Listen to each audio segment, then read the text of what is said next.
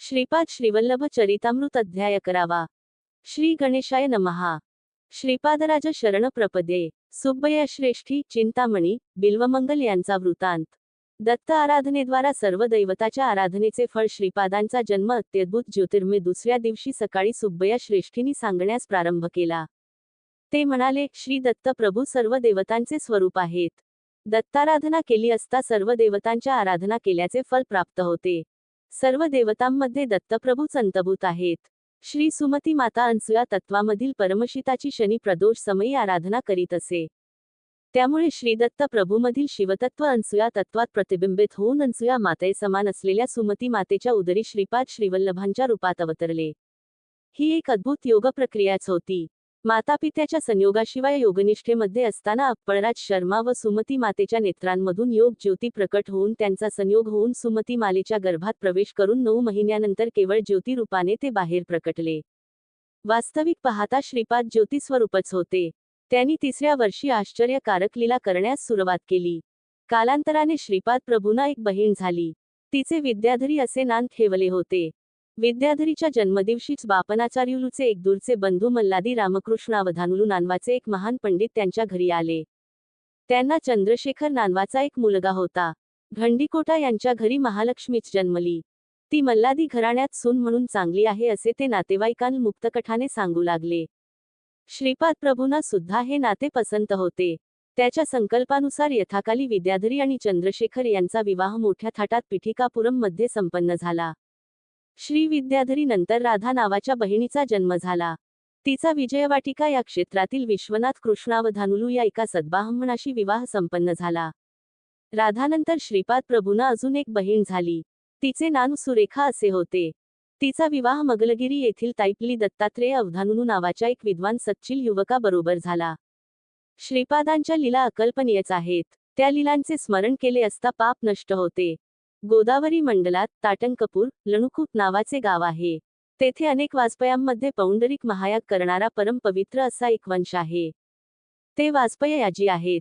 पिठिकापुरम मधील मल्लादीचा आणि वाजपेय याजीचा अगदी निकटचा संबंध असल्याने वाजपेय याजी इत ब्रह्म्यमिदक्षात्रम या सिद्धांतावर विश्वास ठेवणारे आहेत. ते वशिष्ठ शक्ती पराशर ऋषी प्रवरान्वित पराशर गोत्रामधून आलेले ऋग्वेदी तर मल्लादी यजुर्वेदी होते. कन्नड देशात ऋग्वेद पाठ करणाऱ्या बालकासाठी शिकविणारे उत्तम गुरु नव्हते. त्यामुळे ताटंकपुरातून वाजपेय याजी मायणाचार्युलू यांना बोलावून होयशाला येथे नेहमीसाठी वास्तव्यासाठी नेले. तेव्हापासून त्यांना होयशाला ब्राह्मण असे संबोधू लागले. यांनी ब्राह्मणवृत्ती आणि क्षात्रवृत्ती समानतेने स्वीकारली. सनातन धर्माच्या रक्षणासाठी त्यांनी अनेक अडचणींचा सामना केला. मायणाचार्यांना 2 पुत्र होते. एक माधवाचार्य आणि दुसरा सायणाचार्य. हे दोघे महान पंडित होते. सायणाचार्यांनी वेदांवर भाष्य लिहिले. माधवाचार्यांनी महालक्ष्मीच्या अनुग्रहासाठी तीव्र तप केले. विशेष कृपा कटाक्षाची याचना केली. तेव्हा लक्ष्मी देवी म्हणाली, ते या जन्मात साध्य होणार नाही. तेव्हा माधवाचार्य म्हणाले, माते, मी संन्यास घेत आहे आणि संन्यास म्हणजे मनुष्याचा दुसरा जन्मच असतो. त्यानंतर देवीने हवा असलेला वर दिला. या वराच्या योगाने लोखंडास स्पर्श करताच त्याचे सोने होत असे. त्याचेच संन्यासाश्रमातील नाव विद्यारण्यस्वामी असे होते. श्रीपाद प्रभूचा अनुग्रह त्यांना प्राप्त झाला होता. यांच्या 3ऱ्या पिढीत संन्यास आश्रमाच्या परंपरेतील श्रीकृष्ण सरस्वती हे श्रीपाद प्रभूच्या पुढच्या अवतारात नृसिंह सरस्वतींच्या अवतारात संन्यास दीक्षा देणारे गुरु होतील अशी भविष्यवाणी केली होती. त्यांची भोगातील इच्छा नष्ट न झाल्यामुळे त्यानंतरच्या शतकात सायणाचार्याच्या वशांत गोविंद दीक्षित या नावाने जन्माला येतील. ते तंजावर प्रांताच्या महाराजांचे महामंत्री पद सुशोभित करतील. त्यांच्या कर्तव्यनिष्ठेची सारीकडे प्रशंसा होईल. ही भविष्यवाणी म्हणजे श्रीपाद प्रभूचा सत्य संकल्पच होता. अनेक देवतांच्या आराधना करताना या देवतांमध्ये दत्तप्रभूचे चैतन्य प्रतिबिंबित झालेले असते. ते साधकाच्या अभिष्टाची परिपूर्ती करते. दत्तप्रभूचा आश्रित असणारा ज्या दैवतेचा अंश आहे त्याच्याकडून कोणते काम किती प्रमाणात करून घ्यावयाचे हे दत्तप्रभूच ठरवित असतात. ध्रुवाने कठोर तप करून श्री महाविष्णूंना प्रसन्न करून घेतले. त्यांनी ध्रुवाला पितृवात्सल्य प्रदान केले. श्रीदत्तप्रभू सगुणतत्वाच्या निर्गुणतत्वाच्या अतीताच्या आधाराचे परमतत्व तेच, चरमतत्व तेच, आदितत्व तेच, आदी अंतरहित तत्व तेच आहेत. हे सर्व अनुभवानेच जाणून घ्यावे लागते. शब्दांनी समजावून सांगण्याचा हा विषय नाही. एखादे काम होणे किंवा न होणे, दुसऱ्या पद्धतीने होणे हे सर्व सामर्थ्य श्रीपाद वल्लभांच्या अवताराचे रहस्य आहे. श्रीपाद तत्व. श्रीपाद श्रीवल्लभ स्वतः त्याच्या घरी असलेल्या कालाग्नी शमन दत्त यांची आराधना करीत असत. एकदा बापनायुलूंनी श्रीपादांना याठिशयी विचारले. ते म्हणाले, श्रीपादा तू दत्त आहेस का दत्त उपासक आहेस? तत्काळ श्रीपाद प्रभू म्हणाले, मी दत्त म्हणतो तेव्हा मी दत्तच असतो. मी दत्त उपासक आहे असे म्हणतो तेव्हा दत्त उपासकच असतो. मी श्रीपाद वल्लभ म्हणताना श्रीपाद वल्लभच असतो. मी जो संकल्प करतो तेच होत असते. मी जशी कल्पना करतो तसेच होत असते, हेच माझे तत्व. आजोबांना हे सर्व आश्चर्यजनक वाटत होते. श्रीपाद पुढे म्हणाले, तुम्ही आणि मी एकच आहोत. पुढील जन्मात अगदी तुमच्या सारख्याच रूपात मी अवतार घेणार आहे. तुमच्यामध्ये संन्यास घेण्याची प्रबळ इच्छा आहे, परंतु तुम्ही या किंवा पुढच्या जन्मी संन्यास ग्रहण करणे हे माझ्या संकल्पात नाही. तंतोतंत तुमच्या सारख्या रूपाने अवतार घेऊन तुमची कर्मबंधने, वासना यांचा नाश करण्याचे मी ठरविले आहे. श्रीपादांनी आजोबांच्या भूमध्यात स्पर्श केला. ते कुटस्थ चैतन्याचे स्थान आहे. त्यांना काही क्षणातच हिमालयात निश्चल तप समाधीत असणाऱ्या बाबाजीचे दर्शन झाले. ते काही वेळातच प्रयाग महाक्षेत्रातील त्रिवेणी संगमात स्नान करीत असल्याचे आणि त्यानंतर श्रीपाद श्रीवल्लभचे रूप दिसले. ते स्वरूप कुक्कुटेश्वराच्या देवालयातील स्वयंभू दत्तात विलीन झाले.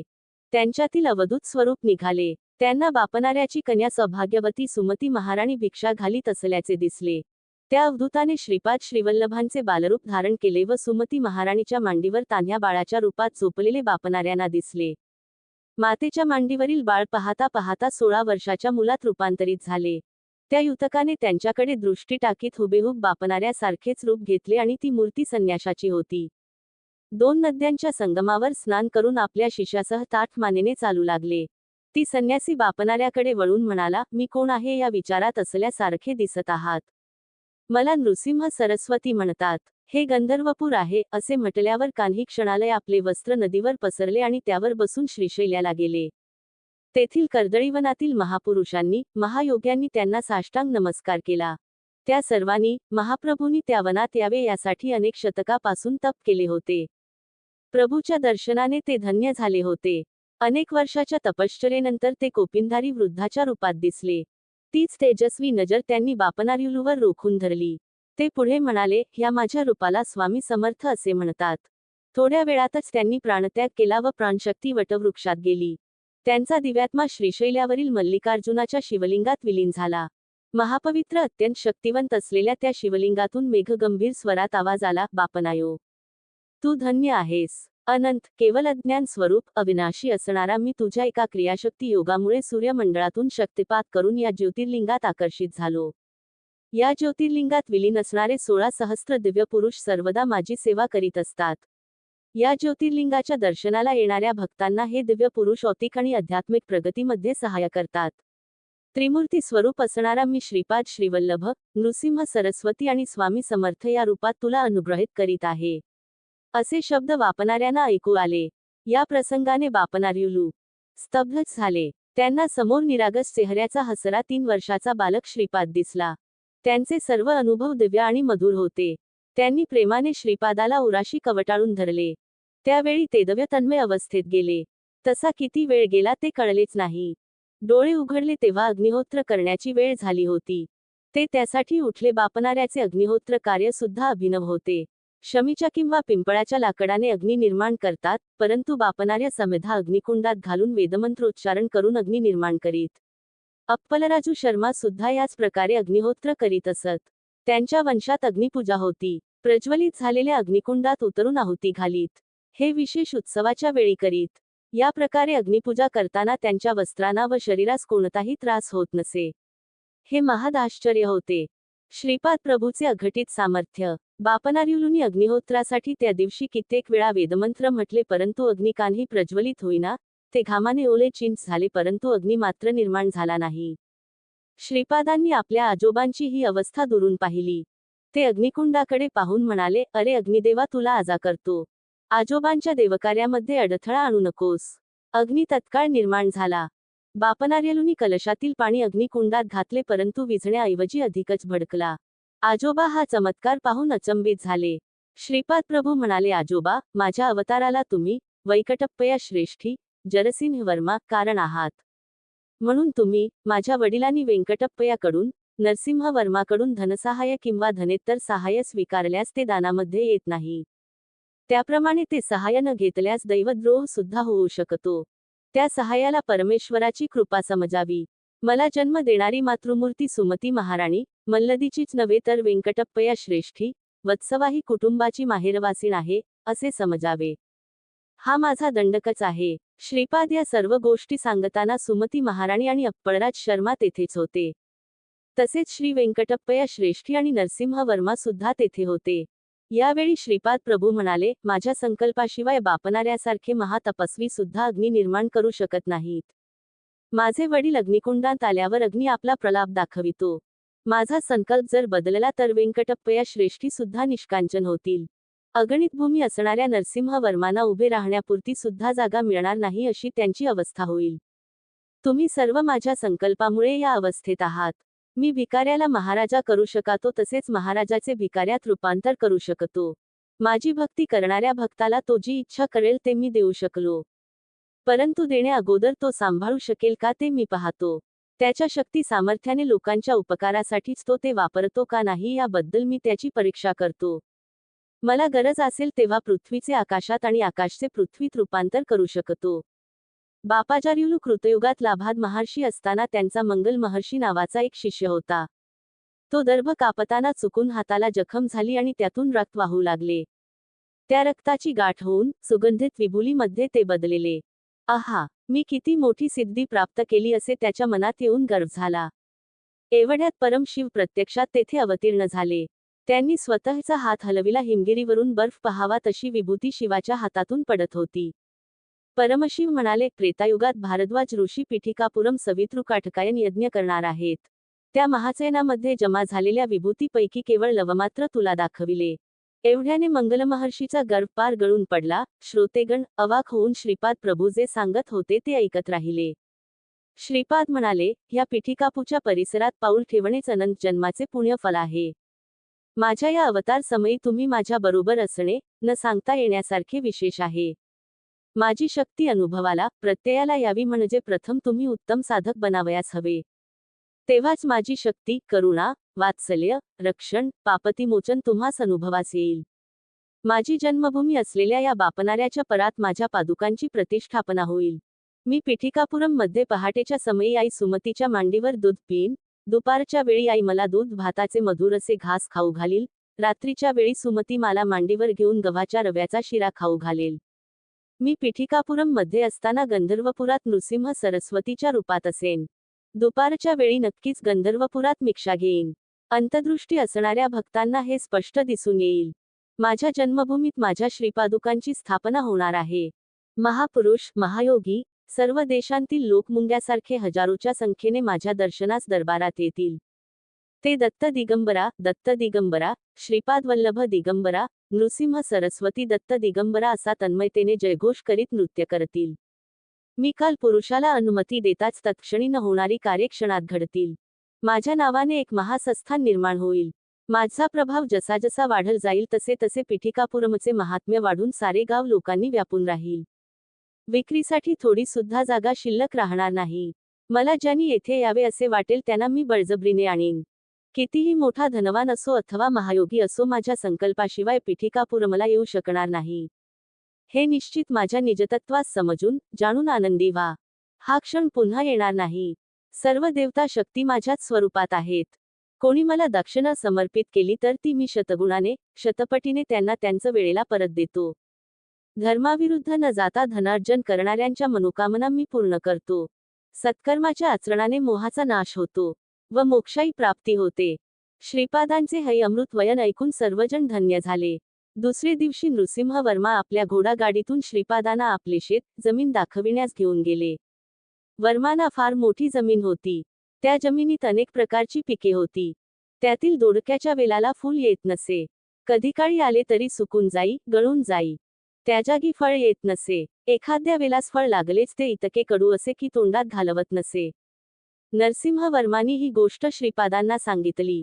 ते प्रसन्नतेने म्हणाले, आमच्या घरी सर्वांना दोडक्याचे वरण आवडते, मला सुद्धा आवडते. पूर्वीच्या काळी एक दत्तोपासक या भूमीवर तप करीत असे. ही पवित्र भूमी साक्षात दत्त स्वरूप असलेल्या माझ्या चरण स्पर्शासाठी तळमळत होती. तिची तळमळ तुम्हाला कळावी यासाठी तिच्या आशेत या प्रकाराने व्यक्त करीत होती. या भूमातेची इच्छा मी पूर्ण करीन.